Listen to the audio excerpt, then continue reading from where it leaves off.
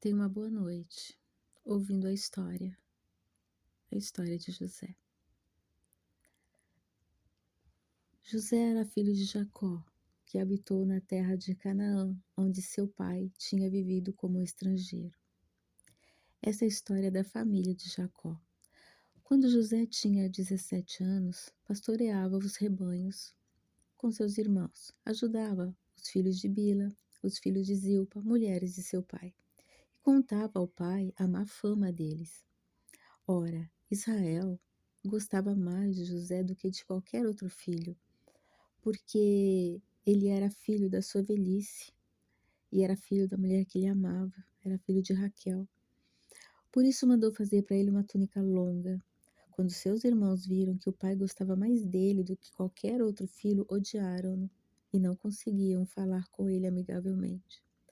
E certa vez José sonhou e contou aos seus irmãos: ouçam o sonho. Estávamos amarrando feixes de trigo quando o meu feixe se levantou e todos os de vocês se inclinaram diante dele. Seus irmãos lhe disseram: então você vai reinar sobre nós? Quer dizer que você vai nos governar? E o odiaram ainda mais por causa deste sonho. E depois disso, José teve outro sonho. Tive outro sonho. Desta vez, o sol, a lua e 11 estrelas se curvavam diante de mim. Quando seu pai ouviu, o repreendeu. Que sonho é esse que você teve? Quer dizer que eu e a sua mãe e seus irmãos vamos nos curvar diante de você? Assim, seus irmãos tinham ciúmes dele e o pai, no entanto, refletia naquilo. Os irmãos de José tinham ido cuidar dos rebanhos perto de Siquém. E Israel, que era Jacó, disse a José: como você sabe, seus irmãos estão apacentando os rebanhos perto de Siquém. Quero que você vá até lá. Sim, senhor, respondeu ele. Disse o pai: vá ver se está tudo bem com seus irmãos e com os rebanhos e tragam-me notícias. E Jacó o enviou. Mas José se perdeu no meio do caminho e um homem o encontrou vagueando e ele perguntou: o que você está procurando? Procuro meus irmãos. Pode me dizer onde eles estão apacentando os rebanhos? Respondeu o homem: eles partiram daqui. Eu os ouvi dizendo: vamos para Dotã. Assim José foi em busca de seus irmãos. Mas eles o viram de longe e antes que chegasse, planejaram matá-lo. Lá vem aquele sonhador, diziam uns aos outros. É agora, vamos matá-lo e jogá-lo num desses poços, e diremos que um animal selvagem o devorou. Veremos então o que será de seus sonhos. Quando Rubem ouviu, tentou livrá-lo da mão dos seus irmãos, dizendo: não tiremos a vida dele. E acrescentou: não derrame sangue, jogue-o no poço, no deserto, mas não toque nele. Rubem propôs isso na intenção de livrá-lo e levá-lo de volta ao seu pai. Chegando José aos seus irmãos, os seus irmãos lhe arrancaram a túnica, agarraram-o e o jogaram no poço, que estava vazio e sem água, e se assentaram para comer, e viram de longe uma caravana de ismaelitas que vinha de Gileade. Então eles pensaram: ao invés de matá-lo, vamos vendê-lo aos ismaelitas, e não tocaremos nele, afinal é nosso irmão, é nosso sangue. Quando os mercadores ismaelitas de Midian se aproximaram, seus irmãos tiraram José do poço e o venderam por 20 peças de prata. E os ismaelitas o levaram para o Egito. Quando Rubem voltou, porque ele tinha saído na intenção de encontrar uma corda para salvar José do poço. Quando Rubem voltou e não viu que José estava lá, rasgou suas vestes e, voltando para os seus irmãos, disse: o jovem não está lá. Para onde irei agora? Então eles mataram um bode, mergulharam o sangue na túnica de José e o mandaram ao seu pai, com este recado: achamos isto, veja se é a túnica do seu filho. Então Jacó reconheceu a túnica de seu filho e pensou: um animal devorou José. José foi despedaçado. Então Jacó rasgou suas vestes, vestiu um pano de saco e chorou muitos dias por seu filho.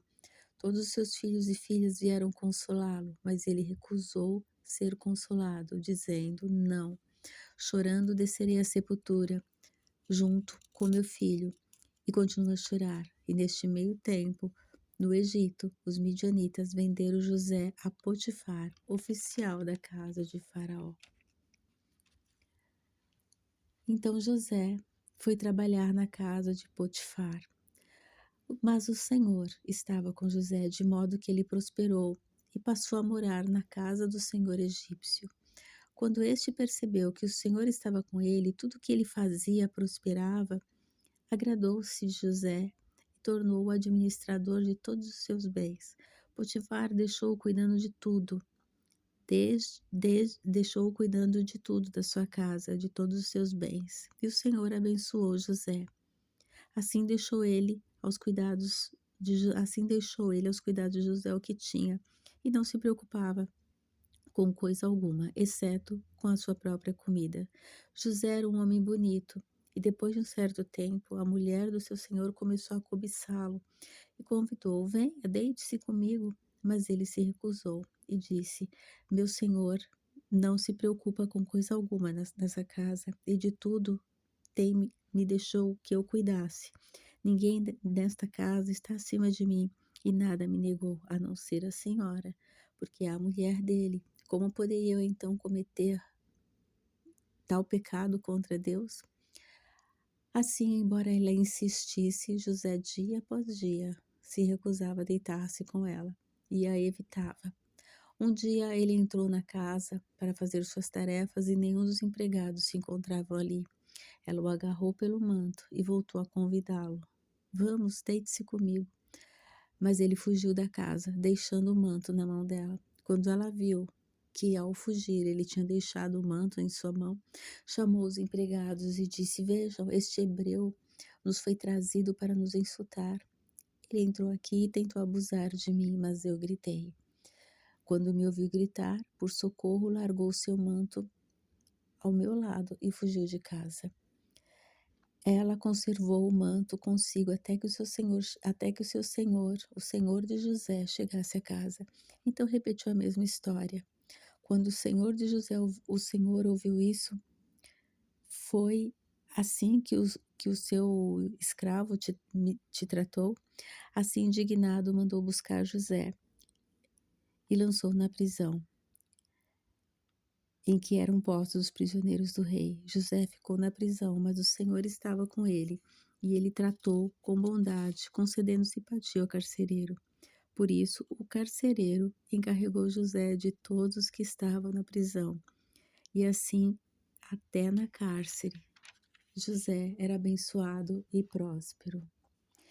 Então, alguns dias depois, o copeiro e o padeiro do rei do Egito fizeram uma ofensa ao faraó, o rei do Egito.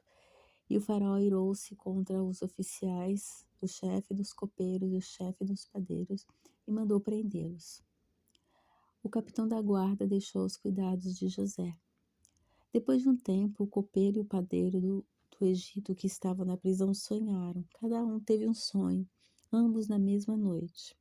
Quando José foi vê-los pela manhã, notou que estavam abatidos. Por isso perguntou aos oficiais, que também estavam presos: por que vocês estão com esse semblante tão triste? Então eles responderam: tivemos um sonho, mas não entendemos nada. Então José: mas não são de Deus as interpretações? Contem-me os sonhos. Então o chefe dos copeiros contou a José: em meu sonho vi diante de mim uma videira com 3 ramos. Ela brotou, floresceu e deu uvas que amadureceram em cachos. A taça de faraó estava na minha mão. Peguei as uvas, as espremi na taça e a entreguei na sua mão. Disse José: esta é a interpretação. 3 ramos são 3 dias.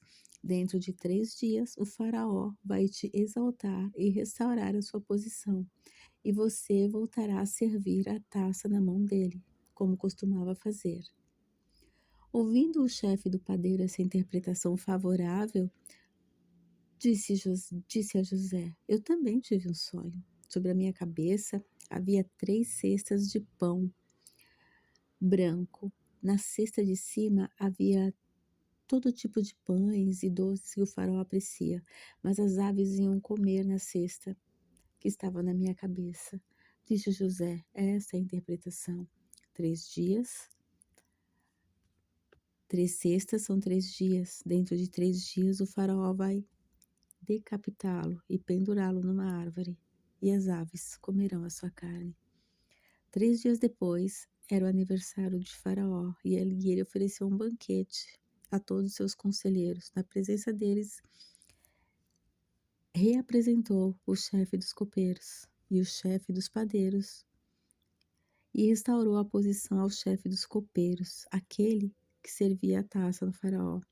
Mas o chefe dos padeiros mandou enforcar, como José lhes tinha feito a interpretação. E José havia pedido ao copeiro: quando você voltar, lembra de mim. Mas, ao contrário, ele se esqueceu. Ao final de 2 anos, quem sonhou desta vez foi o faraó. Ele estava em pé junto ao Nilo, e saíram do rio 7 vacas gordas e 7 vacas magras. E as 7 vacas magras comiam e devoraram as vacas gordas. Ele acordou perturbado e tornou a dormir. E teve outro sonho. Sonhou com 7 espigas de trigos graúdas, boas, cresciam no mesmo pé. Depois brotavam 7 espigas mirradas e ressequidas pelo vento leste, e as espigas mirradas engoliam as espigas graúdas. Então o faraó acordou, e era um sonho. Pela manhã, perturbado, mandou chamar todos os sábios e todas as pessoas que podiam interpretar o sonho, mas ninguém conseguia interpretá-lo. Então o chefe dos copeiros disse a Faraó: hoje me lembro das minhas faltas. Certa vez o faraó ficou irado com 2 dos seus servos e mandou prender, junto com o chefe dos padeiros, na casa do capitão da guarda. E certa noite nós 2 tivemos um sonho. Pois bem, havia lá um jovem hebreu, capitão da guarda, servo do capitão da guarda. Contamos a ele o sonho. Da forma como ele interpretou, aconteceu. Eu fui restituído a servir a taça de vinho em sua mão, e o padeiro foi enforcado. Então Faraó mandou chamar José, que foi trazido depressa do calabouço. Depois de barbear-se e trocar a roupa, apresentou-se a Faraó. E Faraó disse a José: tive um sonho que ninguém consegue interpretar, mas ouvi dizer que você interpreta sonhos. Respondeu José: isso não depende de mim, mas Deus dará ao faraó uma resposta favorável. Então o faraó contou o seu sonho sobre as vacas magras, as vacas gordas, as espigas graúdas e as espigas miúdas. Então José respondeu: o Senhor teve um único sonho. Deus revelou ao Senhor o que há de fazer. As 7 vacas gordas e as 7 espigas boas são 7 anos. E as 7 vacas magras e as 7 espigas miúdas também são 7 anos. Haverá 7 anos de fome e 7 anos de fartura. É exatamente como eu disse a Faraó. Deus mostrou aquilo que ele vai fazer. 7 anos de muita fartura, seguido de 7 anos de muita fome. Procure, Faraó, um homem criterioso e sábio, e ponha-o sobre a terra do Egito, para que cuide nesses 7 anos, para que recolha o quinto da colheita, para que guarde. Então deverão recolher o que puderem nos anos bons, guardar em celeiros, para que quando venham os 7 anos de fome, haja estoque, haja reserva e não haja fome.